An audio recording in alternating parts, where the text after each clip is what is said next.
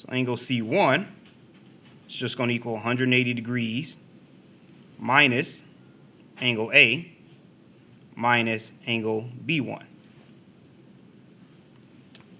And your angle C2, remember that's just 180 degrees minus angle A minus your angle B2.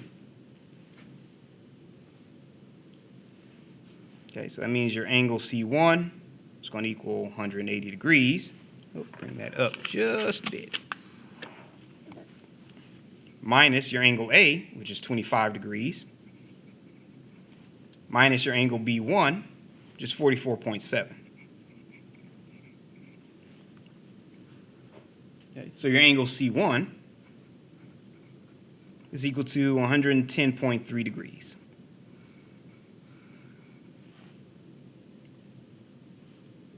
Okay, so your angle C2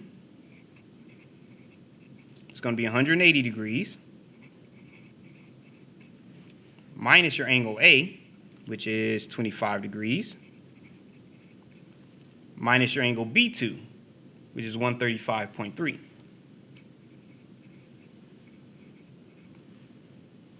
Okay, so our angle C2 is actually equal to 19.7 degrees. Okay, so we have our angle A, angle B, angle C. We have our side A, side B, and side C, so we have everything. All right, so any questions on this one?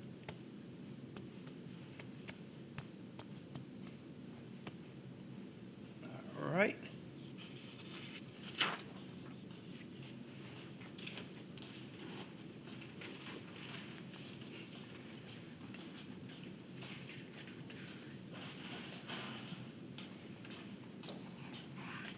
Let's do. All right.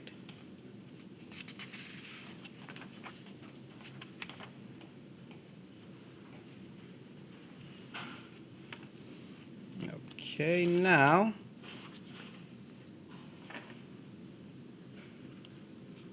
we have what they call Heron's area formula.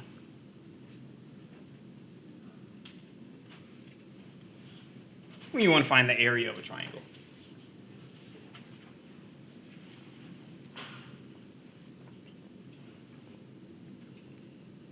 Okay, so when that's if you have just the sides.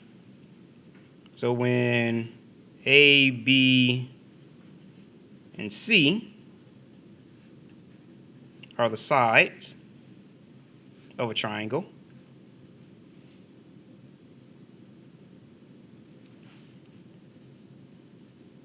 the area is actually equal to the square root of S times S minus A. I'll draw a little line so it doesn't get mistaken for a 5. Times S minus B times S minus C. Close that off. Where S is actually equal to A plus B plus C divided by 2.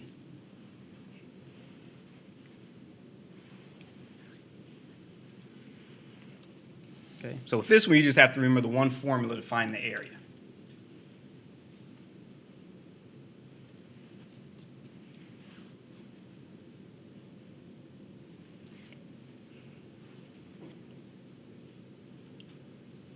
All right, so let's say, for example, like I said, and this one is just a matter of plugging in values.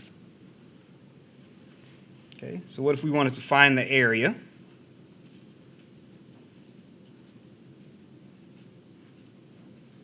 of a triangle